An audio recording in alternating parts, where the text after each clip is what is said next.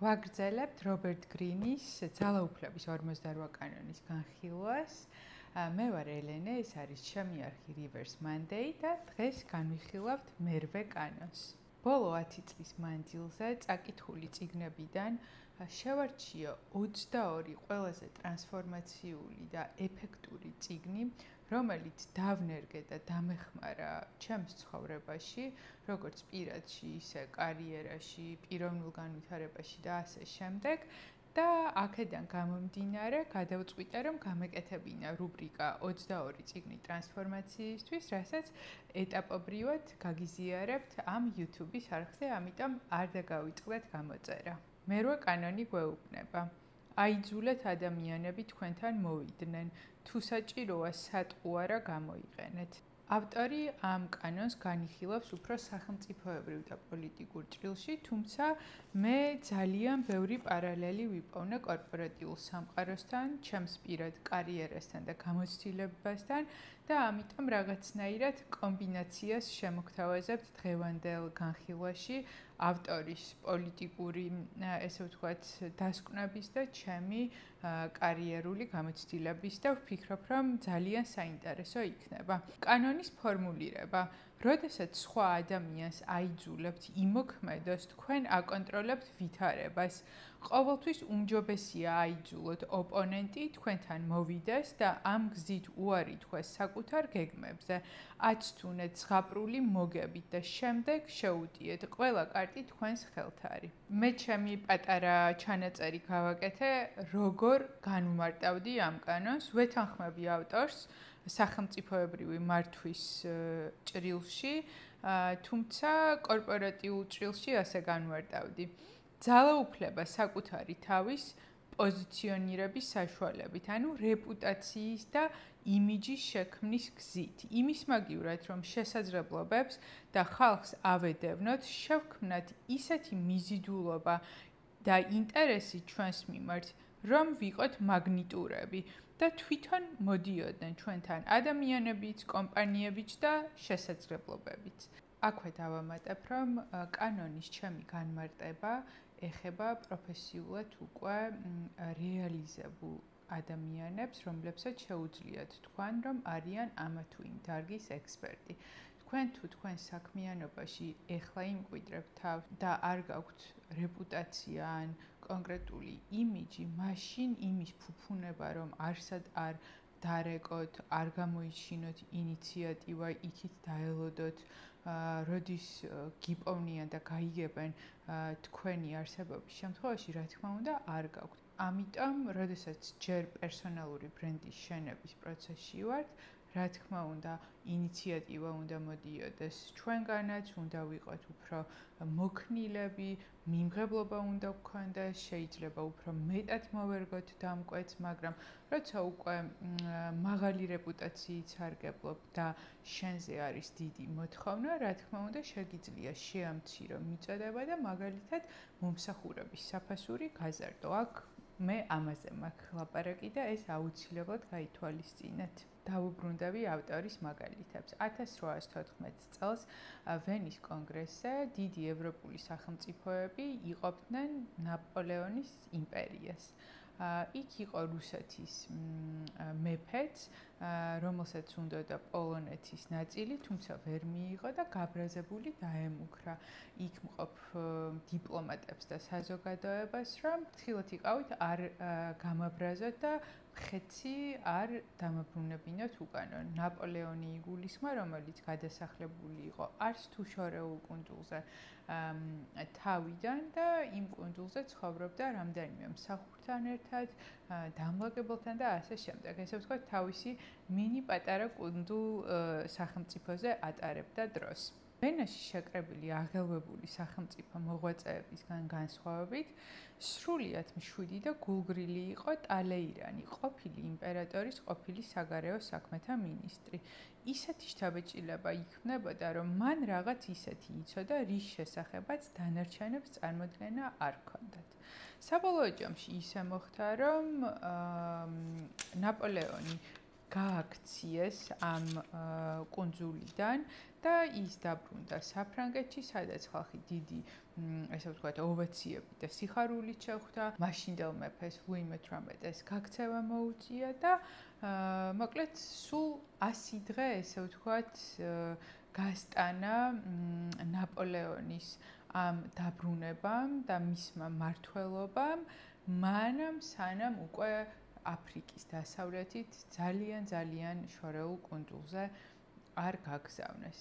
და ეს ისტორია რაზეა? ტალეირანი, რომელიც ვერ ხედავდა უკვე თავის ყოფილ უფროს ევროპის სათავეში და მიაჩნდა, რომ მას, ესე ვთქვათ, დიდი საფრთხე შეიძლება მოეტანა ევროპული ოჯახის მშვიდობისთვის, განიცდიდა ძალიან იმას, რომ ნაპოლეონი ახლო კუნძულზე იყო და მას დიდ საფრთხედ აღიქვამდა. თუმცა მის არგუმენტებს არ მოусმინეს დანარჩენმა, ესე ვთქვათ, ქვეყნების მეთაურებმა და ტალეირანს ერთადერთი შესაძლებლობა, რაც დარჩა იმისთვის, რომ თავისი, ესე ვთქვათ, მისია განეხორციელებინა, რომ საბოლოოდ ბონაპარტი ჩამოეშორებინა პოლიტიკური ელიტიდან და არანაირი მოკავშირე არ ყოლოდა, იყო ის, რომ დაედგა ხელოვნურად მისი კუნძულიდან გაქცევა, საფრანგეთში დაბრუნება, მართლაც რომ დაბრუნდა, ხალხმა მიიღეს, მაგრამ ზუსტად იცოდა, რომ ძალიან დასუსტებულ საფრანგეთს მალე ეს ყველაფერი ყელში ამოუვიდა და ისიც იცოდნენ, რომ ნაპოლეონის ხასიათიდან გამომდინარე ის მალე დაიწყებდა ომს, რომელსაც სავარაუდოდ წააგებდა, იმიტომ რომ მართლაც ზუსტად ისე მოხდა, როგორც ტალეირანმა დასახა გეგმაში, იმიტომ რომ ძალიან კარგად იცნობდა ბონაპარტის ფსიქოტიპს, როგორ უყვარდა მას ბრძოლა,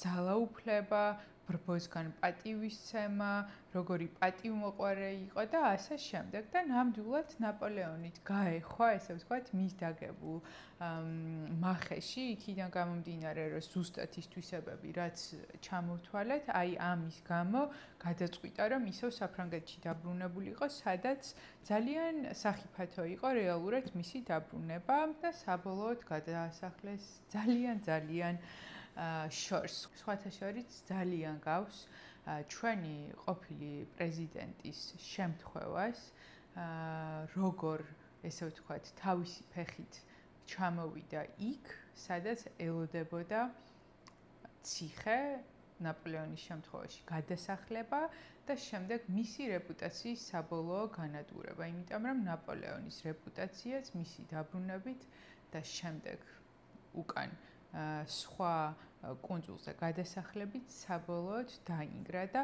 სხვათა შორის ფსიქოტიპით ის რომ ბრბოს, ესე ვთქვათ, ბრბოსგან წამოსული ენერგიის ფანატიკური სიყვარული ჰქონდათ, ძალაუფლების ეს დიდი მოთხოვნილება. ზუსტად ამ ყველაფერმა ორივე მიიყვანა მათთვის სავალალო შედეგებამდე, ვერ გამოიჩინეს მოთფინება, გონიერება და როგორც ჩანს საქართველოსაც ყავს თანამედროვე ტალეირანი, რომელმაც ისტორია კარგად წაიკითხა, შეისწავლა ჩვენი ყოფილი პრეზიდენტისნაირი ადამიანების ფსიქოტიპები და დაუდგა ზუსტად ისეთივე მახე, რომელსაც უკვე საუკუნეებია იყენებენ და როგორც ჩანს 21 საუკუნეც არ არის გამონაკლისი. ავტორი გვეუბნება, დაიმახსოვრეთ, ძალაუფლების არსია ინიციატივის შენარჩუნების უნარი, თქვენს მოქმედებებზე სხვებისგან პასუხის მიღება, თქვენი მოწინააღმდეგისა და გარემოცვის მუდმივად თავდაცვის მდგომარეობაში ყოფნა. მაინც და მაინც სახელმწიფოზე რომ არ ვისაუბროთ და პოლიტიკურ დაპირისპირებებზე ან ომებზე, ზოგადად ინიციატივის შენარჩუნების უნარი ნამდვილად არის ძალაუფლების არსი და ესეთ მაგალითს მოგიყვებით. ერთ-ერთ სამსახურში ჩემმა უფროსმა მითხრა, რომ რამდენიმე თვეში დამაწინაურებდნენ, თუმცა იმ პოზიციაზე, რომელზეც ვიყავი, იმდენად კარგად ვასრულებდი ჩემს საქმეს, რომ რთული იყო ჩემი ჩანაცვლება და აქედან გამომდინარე მოტივაცია, რომ სწრაფად დავეწინაურებინე, არ იყო, რადგან ისინი კომპანიის გადმოსახედიდან ფიქრობდნენ, რომ ეხლა ეს ადამიანი მართავს რაღაცა 300 კაცს და რომ გადავიყვანოთ უფრო მაღალ პოზიციაზე, შეხება აღარ ექნება ამ გუნდთან და ახალი რას იზამს და როგორ იზამს. მოკლედ რომ ვთქვათ, ჩემს კარიერულ წინსვლას ერჩივნათ, რომ კომპანიას სტაბილური, კარგი, ესე ვთქვათ, მუშაობა ქონოდა. ამას მეც მივხვდი პროცესში, იმიტომ გავიდა 2 თვე, 3 თვე და საერთოდ იმ პოზიციაზე, რომელზეც იყო საუბარი, რომ უნდა დავეწინაურებინე, სხვა ადამიანი მოიყვანეს, რომელიც დაახლოებით ჩემნაირი კვალიფიკაციის იყო. ვერ ვიტყვი, რომ კვალიფიკაციით მჯობდა და იმიტომ მოიყვანეს. ამან, რა თქმა უნდა, გამაბრაზა რაღაც უსამართლობის შეგრძნება მომიტანა, რომ ნუ რა არის, კარგად მუშაობდა, მაგიტომ არ უნდათ ჩემი დაწინაურება და ჩანაცვლება, რა ეგოისტობა არის. დაახლოებით ეგეთი დამოკიდებულება მქონდა, მაგრამ ამ ჩემი პროტესტის და უსამართლობის შეგრძნების დაფიქსირება ამ ფორმით არ მინდოდა, რომ აი ხო შენ პირდი და მე რატო არ დამაწინაურე და რაღაც არ მინდოდა, მინდოდა რომ კიდევ უფრო გამემყარებინა ჩემი ის იმიჯი, რომ ვარ ჩაუნაცვლებელი და ვარ შეუდარებელი კადრი და ამიტომ დავიწყე სხვა გასაუბრებებზე, ესე ვთქვათ, სიარული. მანამდე თუ არ მქონდა LinkedIn-ი საერთოდ და არ ვიყავი დაინტერესებული ახალი, ესე ვთქვათ, შესაძლებლობებით, გავაკეთე LinkedIn-ი, დავუკავშირდი headhunter-ებს, ვუთხარი, რომ დაინტერესებული ვარ და ღია ვარ ახალი შესაძლებლობებისთვის და რამდენიმე გასაუბრებაზე ვიყავი. და ერთ-ერთ გასაუბრებაზე მივიღე ძალიან კარგი შეთავაზება. საპირწონე იყო იმ პირობების, რა პირობებშიც მე მუშაობდი ჩემს დამსაქმებელთან. ამა რა თქმა უნდა, ძალიან იმოქმედა ჩემ თავდაჯერებულობაზე. ზუსტად ის პოზიცია გამიმყარა, რომ იმდენად ჩაუნაცვლებელი ვარ, რომ მე ერთ თვეში შემიძლია, რომ უკვე უკეთეს პირობებში გადავიდე სხვაგან, რადგან თქვენ არ მაწინაურებთ და ავდექი და ჩემს მენეჯერს მივწერე მეილი, ისე ყოველკვირეული შეხვედრები ვქონდა, გავდიოდით, რა ხდება, როგორ ხდება, არ მოვითმინე ამ შეხვედრამდე. სასწრაფოების შეგრძნება დავნერგე რაღაცნაირად და მივწერე, რომ მე სამსახურიდან მივდივარ თებერვლის ბოლოს, მითხარით ვის უნდა გადავაბარო, ძალიან დიდი მადლობა ამ შესაძლებლობებისთვის. ანუ ერთი წინადადებაც არ მიხსენებია არსად, რომ გაბრაზებული ვარ, უსამართლოდ მომექეცით, ანუ არაფერი არ მithქვამ, საერთოდ 0 ინტერესი გამოვხატა იმის მიმართ, რომ დავეწინაურებინე, დავანახე, რომ საერთოდ არ მაინტერესებს ეგ პოზიცია, ეგ სამსახური, ეს ჩემთვის არაფერს არ ნიშნავს, მე იმდენად მაგარი ვარ, რომ არ დამაწინაურე ხო და გადავდივარ თან ისე რომ არც კი კითხე რომ რატო არ დამაწინაურე. ანუ ამით ნახეთ რა გავაკეთე, საერთოდ უინიციატივო მოქმედებაა ესე რომ შეხედა, მაგრამ ძალიან დიდი ბიძგი იმ შემთხვევაში თუ შენ ხარ ღირებული კადრი და არ უნდა ჩენი დაკარგვა. რა გამოიწვია ჩემმა ამ უინიციატივობამ, თითქოს უინტერესობამ და სამსახურიდან წასვლის შეტყობინება. რა თქმა უნდა, შემდეგ 2 საათში ჩამინიშნა ჩემმა უფროსმა ზარი, იყო ძალიან შეშფოთებული, სახეზე აწითლებული, მთხოვა რომ HR-ისთვის ჯერ არ გამეგზავნა ეს შეტყობინება. ასევე მთხოვა რომ მიმეცა მისთვის 2 კვირა, რომ შეეთანხმებინა ჩემი ახალი პოზიცია და პირობები. თუ არის, რა თქმა უნდა, კიდევ შესაძლებელი და თუ ვარ დაინტერესებული. მე ვუთხარი, რომ რა თქმა უნდა, ყოველთვის განვიხილავ ალტერნატიულ შეთავაზებას, მაგრამ ისიც ვუთხარი, უკვე მე მაქვს ახალი სამსახურიდან შეთავაზება, რომელიც არის ძალიან კარგი და ნუ დაველოდები რა იქნება თქვენგან 2 კვირაში.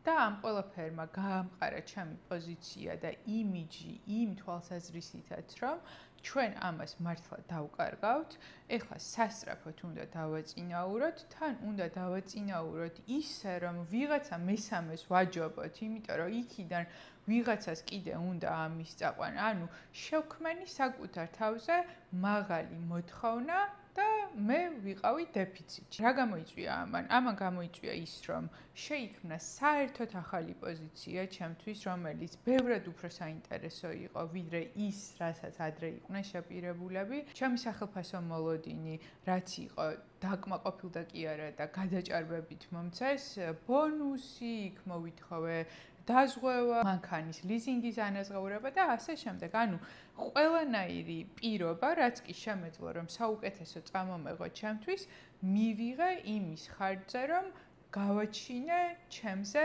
მაღალი მოთხოვნა და შევამცირე, ესე ვთქვათ, მიწოდება. რა თქმა უნდა, მე რო არ მქონოდა ნამდვილი ხელშესახები სამსახურიდან ოფერი, მე ამას ვერ გავრისკავდი. ზუსტად ამ შეთავაზებამ მომცა იმის შესაძლებლობა, რომ მყარად დავმდგარიყავი, არ ყოფილიყავი ინიციატორი და მთხოვნელი, რომ გთხოვთ მომიმატოთ ხელფასი ან დამაწინაუროთ, არამედ პირიქით დავსტრესე იმით, რომ მე საერთოდ მივდივარ, საერთოდ არ მაინტერესებს თქვენთან მუშაობა. და რა თქმა უნდა, ქვეტექსტად ისიც იგულისხმებოდა, რომ თქვენ მე რაღაცას დამპირდით, არ შეასრულეთ, ამიტომ თქვენ ამ ყველაფრის გამო ეხლა ისჯებით იმით, რომ აღარ ვიმუშავებ აქ საერთოდ. და ეს იყო ჩემთვის ძალიან მნიშვნელოვანი გამოცდილება იმ თვალსაზრისით, რომ ადრე აბსოლუტურად სხვანაირად მიდიოდა ჩემი დაწინაურების და ხელფასის მომატების პროცესი. ანუ მე უნდა მიმეწერა, ინიციატივა გამომეთქვა, დამესაბუთებინა,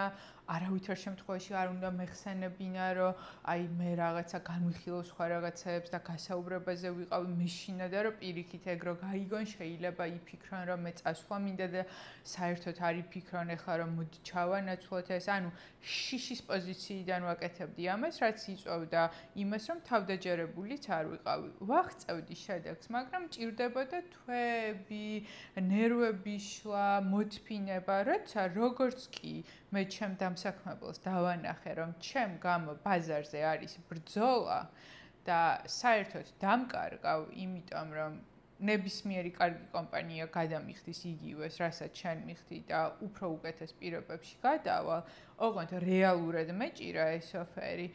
აი მაშინ შეიცვალა მათი დამოკიდებულება ჩემ მიმართ. ამიტომ თქვენ თუ გინდათ რომ დაწინაურდეთ და გინდათ რომ ხელფასი მოგიმატონ, ოღონდ გულისხმობ უკვე ზედარგოლის თამაშის წესებს. კარიერის დასაწყისში ამის ფუფუნება დიდად არ გვაქვს. მე როცა ვიყავი მაგალითად დამწყები იურისტი საჯარო სამსახურში, რაც არ უნდა მეთქვა, რომ შეთავაზება მაქვს სხვა კომპანიისგან, მეტყვებდნენ, რომ წადი აბსოლუტურად ჩანაცვლებადი ხარ, არ ხარ შენ ექსპერტი და არაფერი ისეთი გამოცდილება შენ არ გაქვს უნიკალური, რომ ვერ ჩაგანაცვლოთ. და არავინ არ შეიწუხებდა თავს ჩემი პირობების გაუმჯობესებით. ამიტომ, როცა უკვე ხვდებით, რომ თქვენი გამოცდილება ფასობს, ხართ ჩაუნაცვლებელი, კიდევ უფრო გაზარდეთ ეს რეპუტაცია თქვენი ჩაუნაცვლებლობის, იმით, რომ ალტერნატიული მოთამაშეები შემოიყვანეთ, ესე ვთქვათ, თქვენი მოლაპარაკებების მაგიდასთან, თუნდაც უხილავი, მაგრამ რეალური არ მოვიტყუოთ, იმიტომ რომ რისკი იმის, რომ გვეტყვიან, კი ბატონო, წადი, მე არ მაქვს შესაძლებლობა ეხა ხელფასი რომ მოგიმატო, არის დიდი. მაგრამ ჩემი ირგვლივ მართლა ბევრი მაგალითია, ვინც ძალიან კარგი თანამშრომლები იყვნენ, მაგრამ დაიღალნენ იმით, რომ დიდად არაფასებდნენ, არ იყო წინსვლა ხელფასის მატება, მართლა ნახეს ალტერნატიული შეთავაზებები და რომ მივიდნენ სამსახურში განცხადების დასაწერად, მაშინვე მოუმატეს ხელფასი და აი რა ვიცი, დაახლოებით 5 შემთხვევა მართლა მახსენდება სახელობით, ვისაც ეხება ეს ჩემი სიტყვები, შეიძლება კიდე უფრო მეტიც იყოს, მაგრამ აი დაუყოვნებლივ მოხდა მათი წინსვლა. აქედან გამომდინარე, ხანდახან უნდა დავსტრესოთ ჩვენი დამსაქმებელი, რომ დაინახონ ჩვენი რეალური ფასი და მოგცენ ის გაუმჯობესებული პირობები, რასაც ვიმსახურებთ. თაფლიანი მახე დათვისთვის. დათვზე მონადირე არ დაძდევს თავის მსხვერპლს. თუ დათვი ხვდება, რომ მასზე ნადირობენ, მისი დაჭერა თითქმის შეუძლებელია და კუთხეში მომწყდეული განრისხდება. ამის ნაცვლად მონადირე სატყუარად თაფლიან ხაფანგებს დააგებს. ის თავს არ იღლის და არც სიცოცხლით რისკავს. დადებს სატყუარას და ელოდება. ანუ ავტორი გვირჩევს ისტორიიდან გამომდინარე და ადამიანის ფსიქოლოგიიდან გამომდინარე ოპონენტთან მოვიქცეთ იგივენაირად, ანუ ჩვენ კი არ ვიყოთ მადევარი. რეალურად შეიძლება ჩვენ ვიყოთ მონადირე და ის იყოს მსხვერპლი, მაგრამ ჩვენი მონადირეობა არ უნდა იყოს აქტიური, უნდა ვიპოვნოთ სუსტი წერტილები, რა უყვარს, რა აღიზიანებს და ყველანაირად უნდა დავახარჯინოთ მას ენერგია, რომ მე მარტივად შევძლოთ დათვის, ანუ ჩვენი ოპონენტის დამარცხება. ავტორი გვეუბნება, აირჩიეთ ტაქტიკა ვითარების შესაბამისად. თუ დრო თქვენ სასარგებლოდ მუშაობს და ცნობილია, რომ თქვენი ძალები დაახლოებით თანაბარია მოწინააღმდეგის ძალების, უმჯობესია დაქანცოთ ის, არ გარისკოთ, იმიტომ რომ თანაბარი ძალების შემთხვევაში 50-50-ზეა ვინ გაიმარჯვებს, აიძულოთ მოგიახლოვდეთ და გადმოვიდეს თქვენ, ესე ვთქვათ, თამაშში. და აი აქ მახსენდება სულ მიდის ხოლმე დავა სახელმწიფო ლიდერების დონეზე, განსაკუთრებით თუ ოპონენტები არიან, ვინ სად შეხვდება, ხო? აი ეხლაც ძალიან მნიშვნელოვანი იყო ამერიკა რუსეთის შემთხვევაში ის ფაქტორი, რომ რუსეთის პრეზიდენტი ჩავიდა ამერიკის პრეზიდენტთან შეხვედრაზე და არა პირიქით. აქ ძალიან კარგად ჩანს რეალურად ვინ უფრო დომინანტურია, ვის უფრო მეტი ძალაუფლება აქვს და ვინ ვისი წესებით თამაშობს. ასევე არის კორპორატიულ სამყაროშიც. როგორც წესი, თუ ფიზიკური შეხვედრა არის და ოფის არა აქვს, ცალკე შეხვედრების ოთახი დაქვემდებარებული შედის უფროსთან და არა პირიქით, ხო? ან ნეიტრალური ოთახი აირჩევა ხოლმე, მაგრამ იშვიათია, რომ დაქვემდებარებულთან უფროსი შევიდეს ოფიციალურ შეხვედრაზე, იმიტომ რომ რაღაცნაირად ეს იერარქიას არ ყოფს. ამიტომ თუ ყავთ ოპონენტი კორპორატიულ სამყაროში თუ პირად ცხოვრებაში, ეცადეთ, რომ თქვენს ტერიტორიაზე მოიყვანოთ, თქვენს სახლში, არ ვიცით, თქვენ საყვარელ კაფეში, იმიტომ რომ ამ დროს თქვენ უფრო თავდაჯერებული ხართ, თავს უფრო კომფორტულად გრძნობთ, სხვათა შორის ფეხბურთის მაგალითის გამახსენდა და ზოგადად სპორტში ესე ხდება, რომ როცა გუნდი ან ადამიანი თავის ქვეყანაში თამაშობს, ანუ სახლში უფრო მეტი მხარდაჭერა აქვს, თავდაჯერებულობა, ენთუზიაზმი, აქედან გამომდინარე, როგორც წესი, უპირატესობა აქვს ხოლმე, ან მინიმუმ გაუმჯობესებული მაჩვენებლებით თამაშობენ. აქედან გამომდინარე, ოპონენტთან საუბრისას აუცილებლად აირჩიეთ თქვენთვის კომფორტული გარემო და მხოლოდ იშვიათ შემთხვევებში, როცა გამოუვალი მდგომარეობა არის, დათანხმდით მათ ტერიტორიაზე შეხვედრას.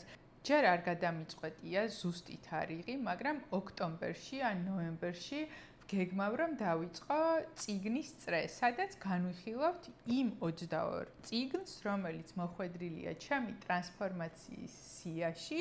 გამომიწერეთ Instagram-ზე, რომ ამ საკითხთან დაკავშირებით გქონდეთ უახლესი ინფორმაცია. იმედი მაქვს საინტერესო იყო თქვენთვის დღევანდელი კანონის განხილვა. გამოიწერეთ არხი, დამიწერეთ კომენტარებში, მოგწონთ თუ არა ეს ფორმატი და ასევე მაქვს ძალიან დიდი მიმღებლობა კონსტრუქციული კრიტიკის და მივიღებ რეკომენდაციებს, როგორ გავაუმჯობესო ეს ეპიზოდები იმისთვის, რომ კიდევ უფრო სასარგებლო იყოს და საინტერესო თქვენთვის დროებით.